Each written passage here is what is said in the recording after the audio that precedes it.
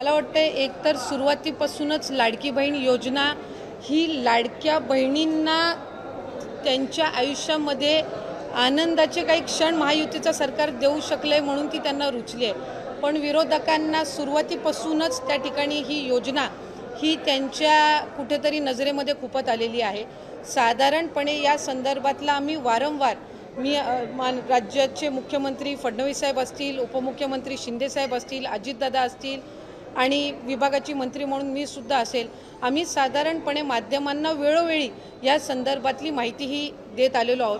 पण बऱ्याचशा वेळेला असं होतं की काही एखादी गोष्ट आली की त्या संदर्भातला एक गैरसमज या योजनेच्या बाबतचा निर्माण करण्याचा वारंवार हा प्रयत्न होत आहे। साधारणपणे ही योजना 28 जून 2024 मध्ये त्या ठिकाणी घोषित झाली।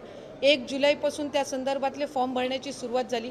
पहिल्या टप्प्यातले 2-3 महिन्याची लाभार्थ्यांची संख्या साधारणपणे 1,33,00,000 होती, जे 17-18 ऑगस्ट 2024 मध्ये लाभ आम्ही वितरित केला। त्याच्यानंतर 15 ऑक्टोबरपर्यंत त्याच्या रजिस्टरच्या संदर्भातली जी काही मुदत होती ही त्या ठिकाणी सरकारच्या वतीने देण्यात आलेली होती। आणि या आधी सुद्धा प्रत्येक वेळेला ज्या वेळेला आम्ही स्क्रुटिनी ही जी प्रक्रिया आहे ही साधारणपणे सातत्याने चालणारी प्रक्रिया आहे। याचं कारण असं की वेगवेगळ्या विभागाचे जे डेटा असतात याचा ॲक्सेस त्या पर्टिक्युलर डिपार्टमेंटलाच असतो, त्या विभागालाच असतो। आज महिला व बालविकास विभाग जो आहे हा कृषी विभागाचा किंवा माहिती व तंत्रज्ञान विभागाचा किंवा अन्न व नागरी पुरवठा विभागाचा डेटा हा ॲक्सेस करू शकत नसतं। आम्हाला त्यांच्याकडून तो डेटा प्राप्त होणं ह्या जो कालावधी आहे हा निश्चितपणाने त्या ठिकाणी लागत असतो। जानेवारी महिन्यामध्ये आम्हाला कृषी विभागाकडून त्या संदर्भातला अहवाल प्राप्त झाला आणि त्यावेळेला नमो शेतकरी योजनेअंतर्गत ज्या महिला लाभ घेत होत्या त्या संदर्भातला आम्ही स्क्रुटिनी केली। 6-7 लाखाचा डेटा त्यावेळेला मिळालेला होता आणि त्या 6-7 लाखापैकी साधारणपणे 5 ते 5.5 लाख अशा महिला होत्या ज्या नमो शेतकरीचाही लाभ घेत होते आणि आपल्या लाडकी बहीण योजनेचाही लाभ घेत होत्या। म्हणून त्यांना नमो शेतकरीचा लाभ हा 1000 रुपयाचा जो आहे तो चालू राहिला आणि लाडकी बहीणचा आपण त्यांना 1500च्या ऐवजी 500 जे आपण GR मध्येच नमूद केलेला आहे की तुम्हाला टोटल 1500चा लाभ हा शासनाच्या योजनांमधनं मिळेल। त्याची जी 1000 रुपयाच्या वरची जी कॅप असेल ही लाडकी बहीणच्या निधीतनंही सन्मान निधीतनंही भरली जाईल। तो जानेवारीमध्ये उपलब्ध झाला। मधल्या कालावधीमध्ये आम्ही साधारणपणे 8 लाखाचा जो सेवार्थचा आहे त्याच्यापैकी 8 लाखापैकी 2 लाखाचा आम्हाला त्या ठिकाणी उपलब्ध झाला। त्या 2 लाखापैकी 2 ते 2,500 हे त्याच्यामध्ये अपात्र आहेत असं निदर्शनास आलं। 6 लाखाचा त्याच्यातला डेटा आणखीन आम्हाला अपेक्षित आहे।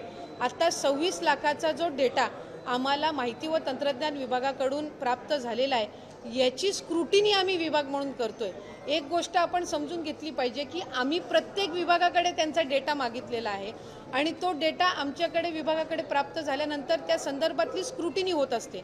म्हणजे आत्ता ज्या माध्यमांकडे चाललंय की 14,000 पुरुषांनी लाभ घेतला आहे का 21 लक्ष अशा महिला आहेत ज्या कुटुंबातले तिसरी महिला आहे आणि योजनेमध्ये 2 महिलांना आपण लाभ देत असतो। ह्या सगळ्या गोष्टींचं त्या ठिकाणी जिल्हाधिकारी असतील किंवा आमची जी ग्राउंड लेवलची यंत्रणा आहे ही त्या संदर्भातलं क्रॉस व्हेरिफिकेशन करणार। क्रॉस व्हेरिफिकेशन केल्यानंतर ह्या 26 लाखामधले जे अपात्र असतील आणि पात्र असतील ह्याचं व्हेरिफिकेशन होऊन त्या संदर्भातला निर्णय घेतला जाणार। असं नाही की 26 लाखाचा डेटा त्यांनी दिलाय म्हणजे 26च्या 26 लाख अपात्र आहेत। यातलं पण प्रॉपरली स्क्रुटिनाइज केलं जाणार। आता आम्हाला इन्कम टॅक्स आहे, इन्कम टॅक्सचा आम्ही केंद्राकडनं डेटा मागितलेला आहे। तो ज्या वेळेला डेटा येईल त्यावेळेला त्याचंही आम्ही क्रॉस व्हेरिफिकेशन करणार। ह्या 26 लाखापैकी असेही असतील की जे आम्ही पहिल्या स्क्रुटिनीमध्ये विभागाच्या स्क्रुटिनीच्या वेळेलाच कदाचित ते बाद झालेले असतील। हा त्यांनी संकलित करून जेवढा डेटा त्यांच्याकडे अवेलेबल आहे तो सगळा त्यांनी दिलेला आहे। याच्यातून आमच्या विभागाची जो निगडीत आहे तो ग्राउंड लेवलवर त्या संदर्भातली तपासणी होणार आणि त्या संदर्भातली स्क्रुटिनी झाल्याच्या नंतर आपल्याला तो आकडा येईल की ह्यांनी जो डेटा दिलेला आहे त्याच्यापैकी प्रत्यक्षात पात्र किती आहेत आणि अपात्र किती आहेत। आणि आत्ता जो आपल्याला साधारणपणे जो काही 14,000 पुरुषांनी लाभ घेतलेला आहे किंवा काय ह्या संदर्भातली सुद्धा जिथपर्यंत आमच्याकडे ग्राउंड रिपोर्ट येत नाही तिथपर्यंत हे आकडे जे आहेत हे IT विभागाने आम्हाला दिलेले आहेत। त्या संदर्भातली सविस्तर स्क्रुटिनी झाल्यानंतर निदर्शनास येईल की प्रत्यक्षात हे जे पुरुष आहेत यांनी त्या घरातल्या स्त्रीचं अकाउंट नव्हतं म्हणून त्यांनी त्यांच्या आधार कार्डशी लिंक कदाचित या पुरुषाचं अकाउंट असेल म्हणून त्यांनी ते अकाउंट नमूद केलेलं होतं का वेगळं काही त्याच्यामध्ये आहे, हे ज्या वेळेला स्क्रुटिनी होईल विभागाकडून त्यावेळेला लक्षात येईल. हा मोघम डेटा आहे आणि हा मोघम डेटा आम्हाला IT विभागाकडनं प्राप्त झालेला आहे, माहिती व तंत्रज्ञान विभागाकडनं. कारण त्यांनी प्रत्येक जो डेटा आहे वेगवेगळ्या डिपार्टमेंटचा त्यांच्याकडे जो अवेलेबल आहे तो त्यांनी त्या त्या विभागाला दिलेला आहे आणि त्याच्यातला हा एक भाग आहे.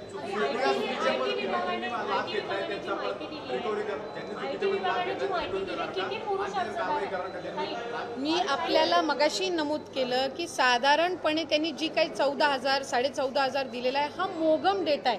ह्याचं क्रॉस व्हेरिफिकेशन झाल्याशिवाय त्या कन्क्लुजनला आपण येऊ शकत नाही की प्रत्यक्षात हे पुरुषांनी भरलेले आहेत का त्या घरातल्या महिलेचं आहे पण तिची अकाउंट नव्हती, तिची बँकमध्ये खातं नव्हतं म्हणून त्यांनी त्यांचं खातं त्याच्यामध्ये नमूद केलेलं आहे का. हा साधारणपणे 14,000-14,500 जो काही त्यांनी दिलेला आहे ह्या संदर्भामध्ये आम्ही क्रॉस व्हेरिफिकेशन केल्याशिवाय त्या कन्क्लुजनला किंवा त्या तपशिलामध्ये मला किती 14,000 पुरुष नक्की पुरुषांनी लाभ घेतलाय का त्या घरातल्या महिलेनी लाभ घेतलाय, फक्त अकाउंट त्या पुरुषाचं दिलेलं होतं. या संदर्भातलं क्रॉस व्हेरिफिकेशन झाल्याशिवाय त्या कन्क्लुजनला आपण येणं हे निश्चितपणाने चुकीचं ठरेल. दुसरा जो आपण त्या संदर्भातलं विचारलं की समजा जे सरकारी नोकरी करत असतील किंवा कर्मचारी असतील यांनी जर त्या ठिकाणी लाभ घेतला असेल, गेल्या वेळेला सुद्धा जे सरकारी कर्मचारी आहेत ज्यांनी चुकून लाडकी बहीण योजनेचा फॉर्म भरलेला होता किंवा लाडकी बहीण योजनेचा फॉर्म भरल्यानंतर त्यांना सरकारी नोकरी लागलेली होती, अशांचं आपण सरकारी जे चलन असतं त्या माध्यमातून स्टेटची जी ट्रेजरी आहे त्यांनी एक अकाउंट आम्हाला तयार करून दिलेलं आहे आणि त्याच्यामध्ये ते जमा करून घेतलेले होते. आता अशाच पद्धतीचं सेवार्थाचा ज्याचा मी उल्लेख केला की 2 लाखापैकी साधारणपणे 2-2.5 हजार असे आहेत ज्यांनी त्याचा लाभ घेतलेला आहे, तर त्यांचं सुद्धा त्या पद्धतीनं रिकव्हरी केली जाणार.